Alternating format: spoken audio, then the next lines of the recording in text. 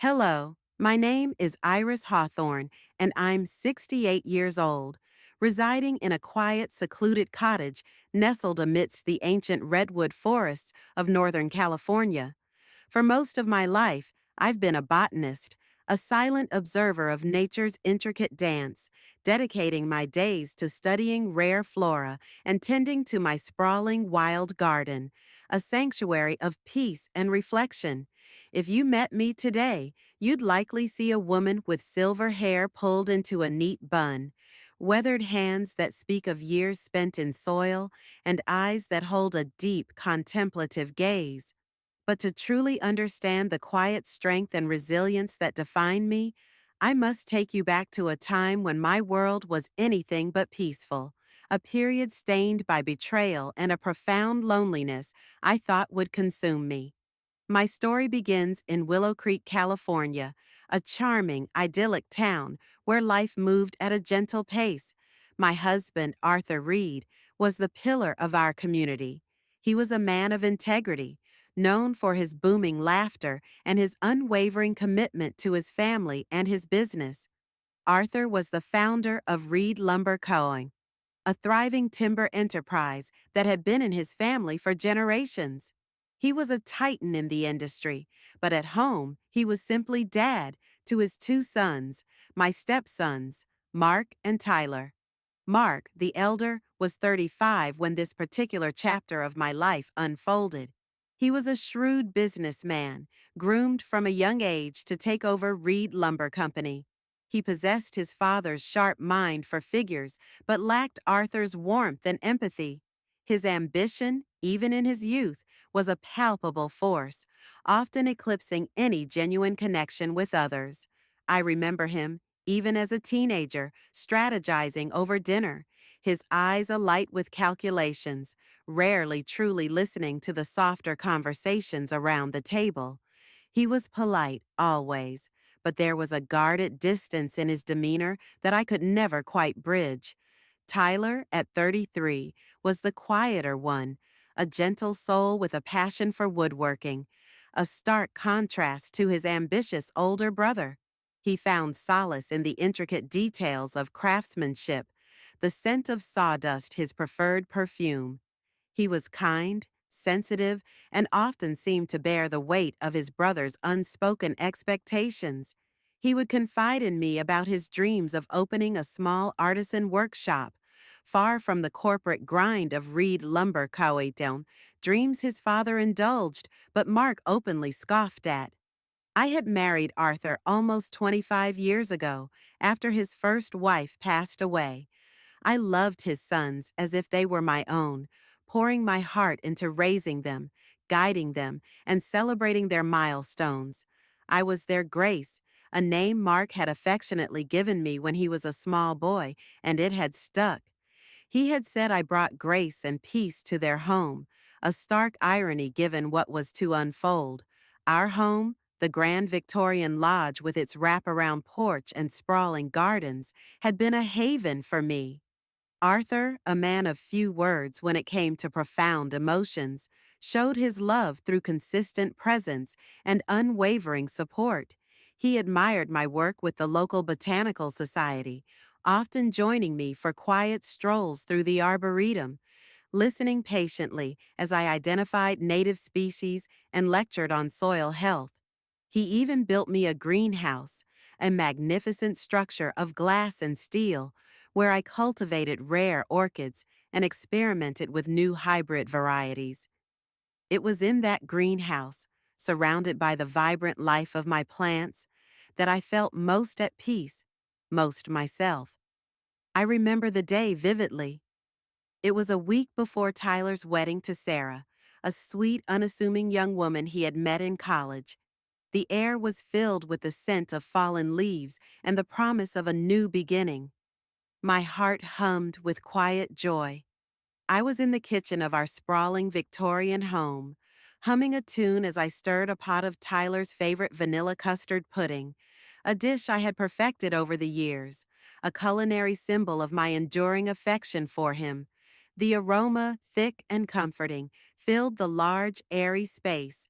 I was thinking of the meticulous preparations for the reception, the delicate floral arrangements I had personally overseen, the guest list I had painstakingly managed for months.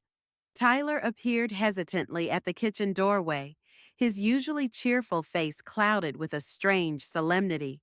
His hands were stuffed into his pockets, and his gaze seemed to fixate on the ornate patterns of the antique rug rather than on me. "Grace," he began, his voice soft, almost a whisper, "I know you've looked out for me all these years. This wedding? It's a big deal. A really big deal." He paused, taking a shallow breath. "First thing tomorrow morning, I want to go to the old family cemetery. I need to see Mom. She can't be there in person, but I want her to be part of it, you know? It's like a private moment for me, before everything else." My heart swelled with pride and a touch of sadness for him. It was a perfectly understandable sentiment. "Of course, dear," I said, offering a comforting smile, my voice gentle. "That's a beautiful thought. Your mother would be so proud of the man you've become. Take all the time you need there." I nodded, understanding his need to connect with the memory of his biological mother on such a significant occasion.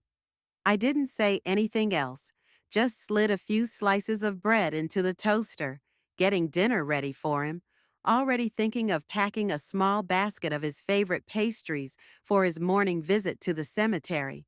Then he spoke again, and his words landed in my spine like a chunk of ice.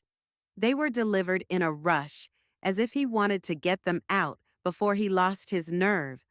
"And tomorrow," he continued, his gaze still fixed somewhere over my shoulder, "I'd rather you not come to the wedding. I, I don't think it's right for you to be there." The spoon clattered from my hand, splashing hot pudding onto the pristine counter. The milk in the saucepan bubbled gently, sending up wisps of steam, but the warmth in the kitchen had vanished, replaced by a sudden chilling void. The scent of vanilla, once sweet, now turned cloying and sickly. My mind reeled. Not right for me to be there? After all these years, after pouring my life into this family, after countless sleepless nights nursing them through childhood illnesses, after celebrating every triumph and soothing every heartache, the memory of his high school graduation, his nervous excitement before his first job interview, the quiet conversations about his fears and dreams, all flashed before my eyes. I had been there for all of it. I was more than just a stepmother. I was a steadfast presence, a confidant, a second mother in every way that mattered. I stood frozen, my hands, usually so steady, now trembling. The silence stretched, thick and suffocating. Tyler, visibly uncomfortable, fidgeted. He mumbled something about it being a private family affair, a day for blood relatives. His voice was barely audible, strained. He looked so uncomfortable, so unlike himself, almost as if he was reciting lines he'd been given, words that were not his own. A cold, hard knot formed in my stomach. The chilling realization pierced through me. This wasn't Tyler's idea. This was Mark's insidious influence, or perhaps his fiancée Sarah's, driven by something far more sinister than a simple wish for a private ceremony. Mark had always been subtle in his animosity, but his intent was always clear: to reduce my standing, to diminish my role in the family, to erase my very existence. This, I knew with a dreadful certainty, was his ultimate maneuver. My voice, when it came, was cooler than his, the words feeling alien, hollow, forced through a tightening throat. "All right then," I heard myself say, turning my back to him, my gaze fixed on the steaming pot of pudding. If I wasn't welcome at the wedding, then I suppose there'd be no moment to hand over the deed to that lakeside cabin I'd planned to sign over to you and your fiancé at the reception, or the $100,000 check tucked inside the envelope.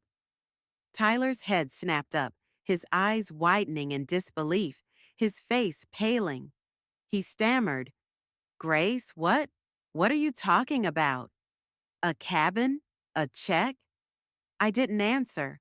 I just kept stirring the pudding, which had begun to scorch at the bottom, the sweet smell turning burnt. The joy of preparing his favorite dish had evaporated, replaced by a profound, agonizing hurt.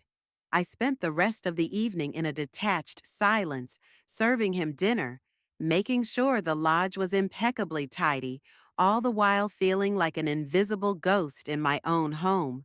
I heard him make a few more hesitant attempts to speak to me, but I offered only monosyllabic replies, my heart closing against the pain he had inflicted. I retreated to my greenhouse, the cool, humid air a welcome balm to my burning eyes. I sat amidst my orchids, listening to the drip of the irrigation system, trying to make sense of the sudden, brutal rejection. The delicate petals of a rare phalaenopsis seemed to mock my fragility, yet their resilience in adversity also offered a silent lesson. I remembered the years I had nurtured them, carefully controlling their environment, understanding their precise needs. Now, my own environment felt hostile and unpredictable. The next morning, I watched from my bedroom window as Tyler, dressed in his crisp suit, drove off in his car, the engine purring softly, carrying him away to his wedding. The sun, usually a comforting presence, cast long, distorted shadows over the dew-kissed lawn, mirroring the twisted reality of my situation. The charming church downtown, where the wedding would be a grand affair, was a place I had imagined myself walking into, head held high, radiating pride for my stepson. I had picked out my finest silk dress, a subtle periwinkle blue that perfectly complemented my silver hair, and a hat adorned with delicate feathers. But now they lay unworn on my bed, silent witnesses to my exclusion. The gifts I had so carefully chosen, the vintage family heirloom locket for Sarah, a delicate piece passed down from my own grandmother, and the hand-carved wooden box for Tyler, filled with cherished photographs and letters from his childhood, remained wrapped, unopened, symbols of a love rejected. A poignant, almost unbearable sense of injustice settled deep within my chest. I spent the day tending to my garden, burying my pain in the earth, finding solace in the silent growth of my beloved plants. The dirt under my fingernails felt more comforting than any human touch at that moment. My hands, usually so deft, worked mechanically, pruning roses, weeding flower beds, trying to silence the echoing words in my mind, not right for you to be there. Each pluck of a weed, each snip of a dead leaf, was a desperate attempt to excise the hurt that had taken root in my heart. I even rearranged a section of my herb garden, meticulously planting new lavender and rosemary, finding a strange comfort in the repetitive meditative motions. The sun warmed my back, the breeze whispered through the leaves, but my spirit remained cold and desolate. I considered calling old friends, but the shame, the raw wound of rejection, kept me isolated. I felt utterly alone, a solitary figure in a world that had suddenly decided I no longer belonged. When Arthur returned later that evening, his face flushed with champagne and a strange mix of triumph and unease, he didn't even try to hide his anger. He stumbled slightly as he entered the kitchen, the smell of celebration clinging to his clothes, a stark contrast to the quiet grief that permeated my being. Iris, he bellowed, his voice slurring slightly, his eyes narrowed. Tyler just got married, and you didn't give him a single gift. Not a card, not even a vase. What kind of stepmother are you to be so petty on such a joyous occasion? I looked him straight in the eye, my voice a calm, chilling whisper, devoid of emotion. No, Arthur, not a single thing, because I wasn't there.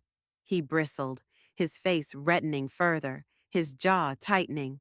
How could you be so petty? Tyler is devastated. He called me from the reception, upset that his grace wouldn't even acknowledge his marriage. Devastated? I repeated, a bitter laugh escaping my lips, hollow and mirthless, utterly devoid of humor. He asked me not to come, Arthur. He told me I wasn't welcome at his own wedding. He said it was a day for blood relatives. Does that sound like a devastated groom to you, or one who was merely following orders? Perhaps you should ask him, truly ask him, who put those words in his mouth. Arthur stared at me, his eyes wide with surprise, then a flicker of something that looked like guilt, a fleeting shadow of shame passing over his features. He knew. He had to have known about the gifts, about the years of devotion. He had surely seen my meticulous preparations, the extra hours I spent making the house perfect for the pre-wedding festivities, the care I put into every detail of my life as his wife and their stepmother. But he had chosen to believe the narrative his sons, particularly Mark, had spun.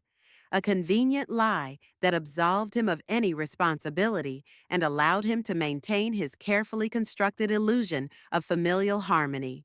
He walked away, muttering about my ungratefulness and oversensitivity, retreating to his study with a bottle of brandy, leaving me alone in the vast, silent kitchen.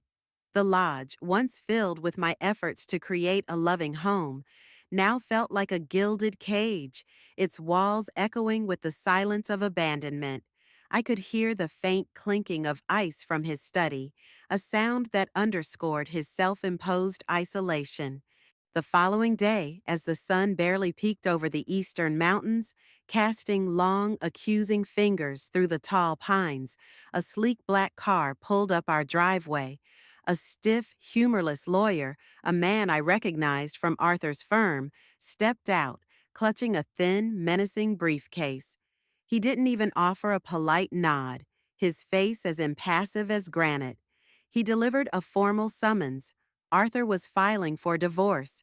The papers, cold, impersonal, and devastating, cited irreconcilable differences and contained clauses that painted me as a financially dependent emotional burden, someone who had become a drain on the family's resources. They listed my contribution as negligible, my presence as merely a convenience. I was given a small lump sum, barely enough to buy a modest apartment in the nearest town, and told to vacate the family home within 30 days. It was a brutal, swift cut, orchestrated with the precision of a corporate takeover, designed to sever all ties and leave me adrift, stripped of my security and dignity. My heart shattered, not just into pieces, but into dust. After 25 years of unwavering loyalty, of shared joys and sorrows, of building a life and a home, I was being discarded like an unwanted relic, a broken piece of furniture summarily tossed onto the curb. The house, the magnificent garden I had nurtured, the cherished memories etched into every corner, everything I had built and loved was being stripped away, summarily dismissed. I knew with every fiber of my being that Mark was behind this, his calculating ambition finally reaching its apex, his resentment of my presence boiling over. He had always resented my presence, seeing me not as a loving stepmother, but as an obstacle to his full inheritance, an emotional and financial liability, a hindrance to his dominion over Reed Lumber Co. This was his opportunity to erase me completely from the Reed family narrative, to claim sole dominion over his father's legacy, unburdened by my existence. He had been planning this, I realized, for years, chipping away at Arthur's affection, sowing insidious seeds of doubt, waiting for the opportune moment of Arthur's vulnerability. But I refused to sign the divorce papers. I was 68 years old, yes, but my mind was sharp, my resolve unyielding. I had spent a lifetime observing the tenacity of nature, the way a tiny seed could crack through concrete, the way a delicate vine could strangle a mighty tree, the way a forest fire, though devastating, eventually gives way to new, stronger growth. I was no helpless old woman to be pushed aside, dismissed, or silenced. I knew my rights, and I knew the truth. And the truth, I believed, had a way of surfacing eventually. I contacted a formidable divorce attorney in San Francisco, Eleanor Finch, a woman renowned for her sharp mind, her ruthless efficiency in court, and her surprising compassion for those who had been wronged. I found her through a former colleague in the Botanical Society, who had quietly recommended her as a force of nature, much like yourself, Iris. Eleanor, with her steel gray bob and piercing blue eyes that missed nothing, listened patiently as I recounted years of subtle emotional abuse, of being slowly sidelined, of the psychological warfare waged by Mark, and finally, the ultimate cold-blooded betrayal. She sat silently, taking copious notes, her expression unreadable, occasionally interjecting with a precise, probing question. When I finished, her gaze met mine, unwavering. She simply closed her notebook and said, her voice firm and resonant, "Iris, we will fight this. Every step of the way. You deserve more than this, much more. You deserve justice and a rightful acknowledgement of your contributions." Her words were a lifeline in a storm. The legal battle that ensued was brutal, dragging on for months that felt like years, consuming every ounce of my emotional and financial reserves.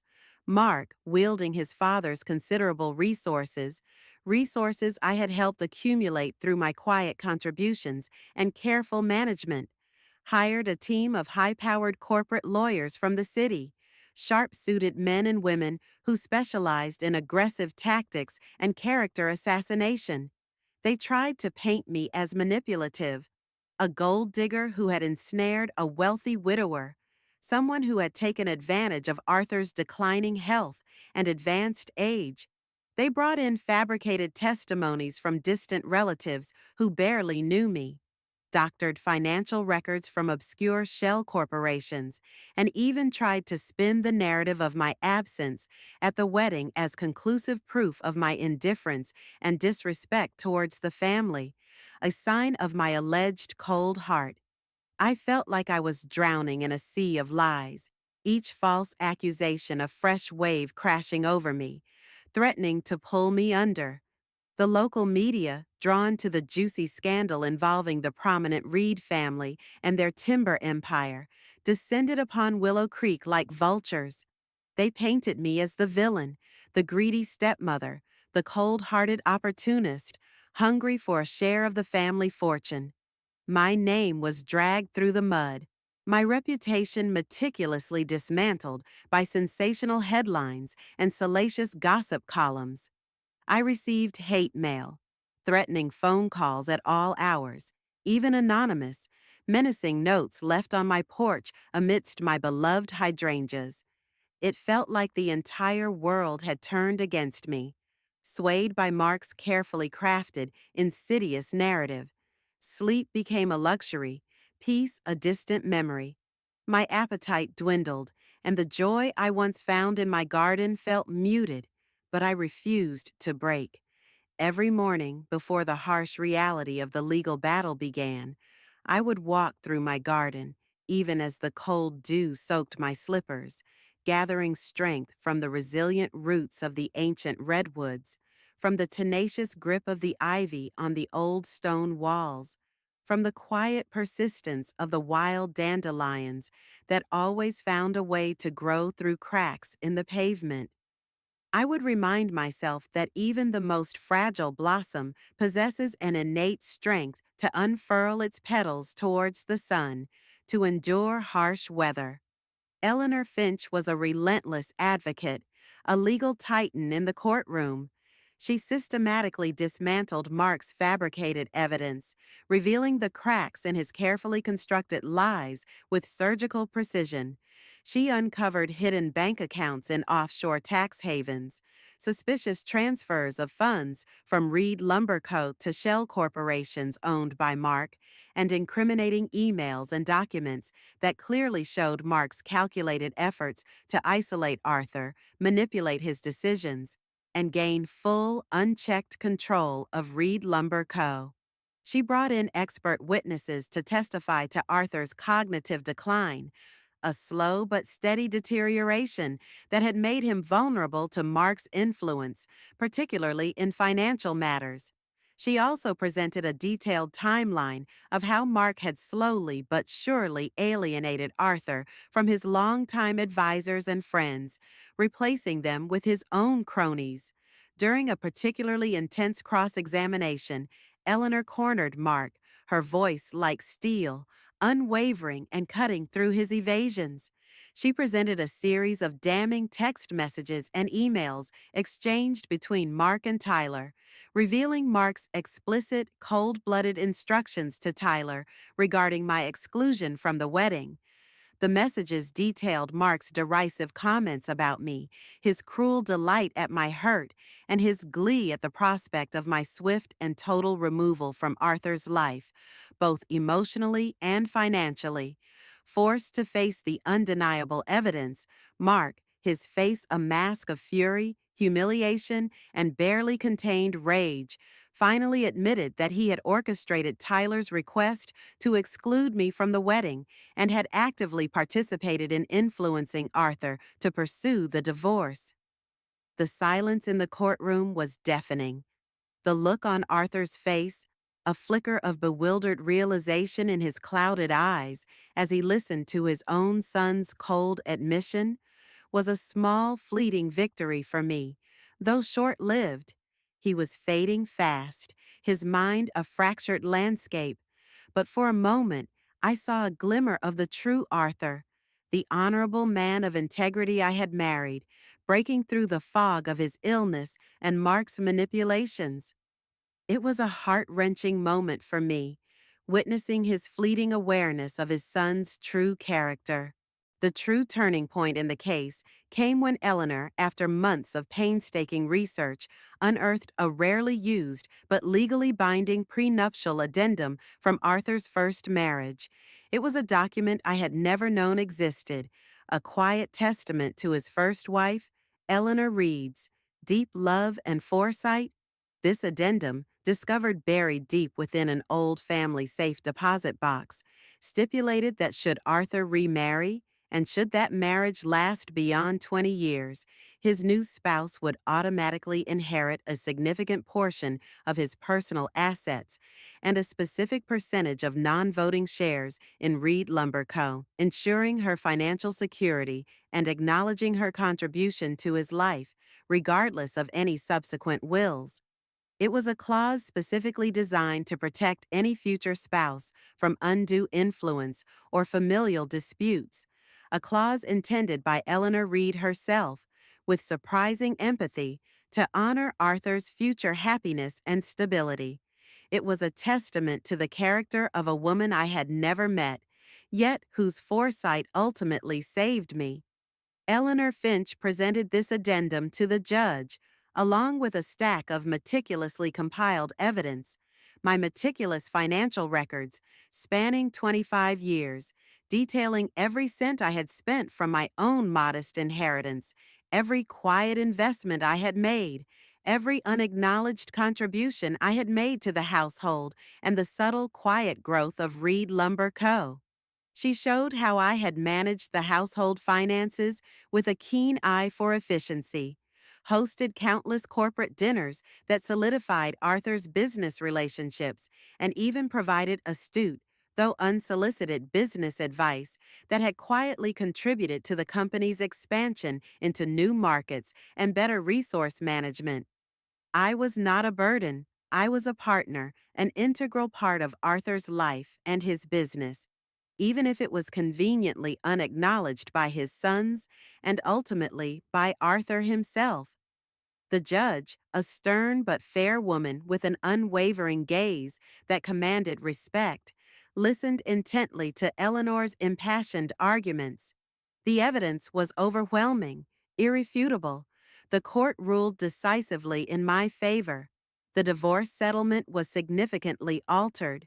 I was awarded a substantial share of Arthur's personal assets, a lifelong annuity that ensured my comfort and independence, and, more importantly, the specific portion of the shares in Reed Lumber Commuer, as stipulated by the unearthed prenuptial addendum. It was a monumental victory, not just of money, but of justice, of vindication, a profound recognition of my 25 years of devotion and contribution. Mark and Tyler were stripped of a significant portion of their expected inheritance, their attempts to disinherit me exposed as cruel, unlawful, and ultimately self-defeating. Their faces were a study in shock and unmasked fury. The news hit the media like a tidal wave, even larger and more impactful than the initial reports. The narrative shifted dramatically.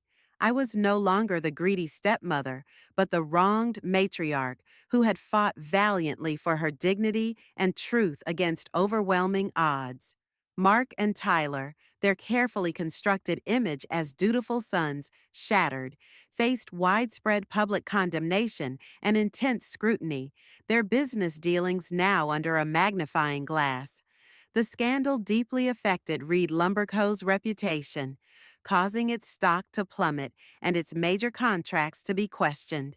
For weeks, I couldn't open a newspaper or turn on the television without seeing my name, my story, and the faces of Mark and Tyler plastered across the screens. But even with the victory, my heart felt heavy. The family I had loved, the life I had built, was irrevocably broken, and no legal ruling, however just, could mend the emotional wounds or bring back the years lost to a silent war.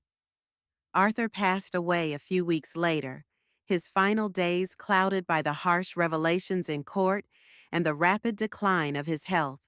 I attended his funeral, sitting silently in the back row of the quaint Willow Creek Chapel, a solitary figure amidst the sea of mourners.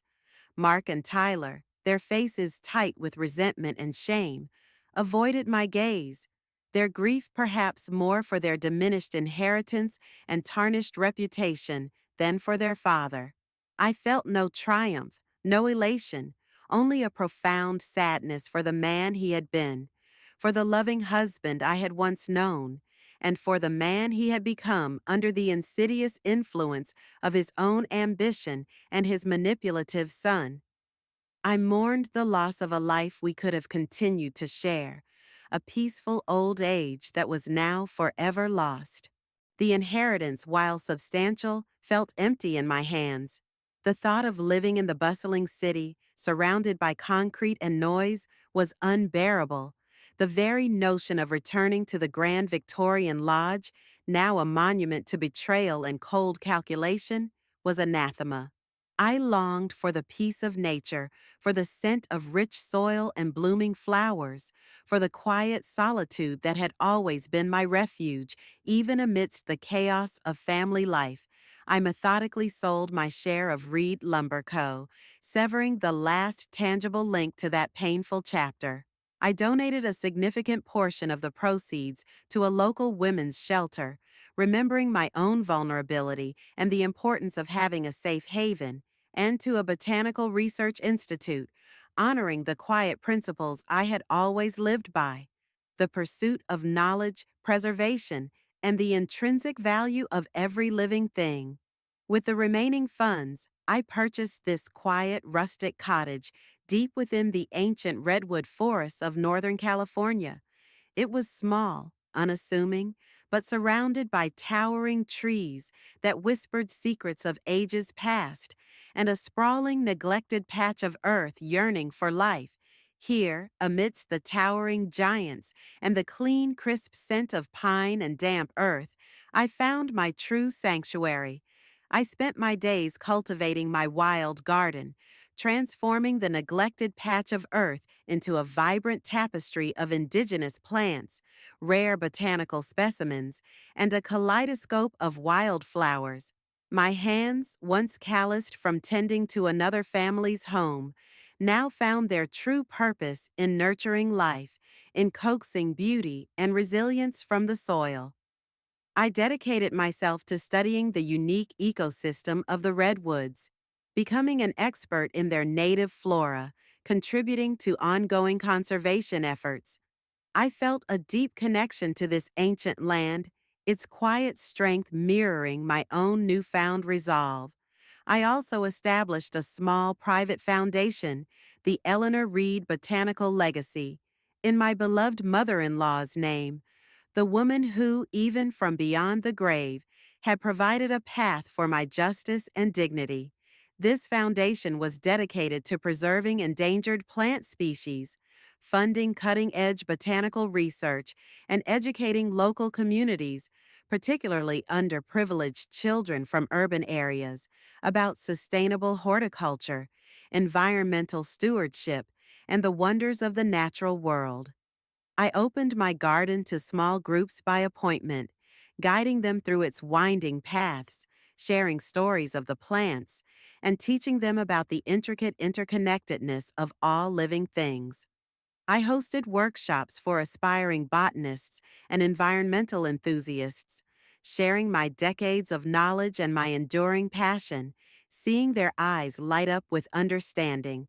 I wrote articles for niche botanical journals, my words finding a receptive audience among those who shared my quiet devotion to the earth and its fragile beauty.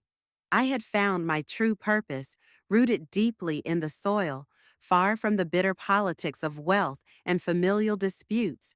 My life now is one of quiet contentment, rich in ways that money alone cannot buy. I have no need for grand houses or lavish possessions. My days are filled with the rustling of leaves, the gentle hum of bees flitting between blossoms, the sweet scent of sun-warmed earth, and the endless wonder of the natural world unfolding around me. I cherish the solitude, finding companionship in the silent wisdom of the ancient trees and the vibrant life of my garden. I have cultivated a small but loyal circle of friends among fellow botanists, conservationists, and nature enthusiasts, kindred spirits who understand the language of the earth and the importance of quiet contribution.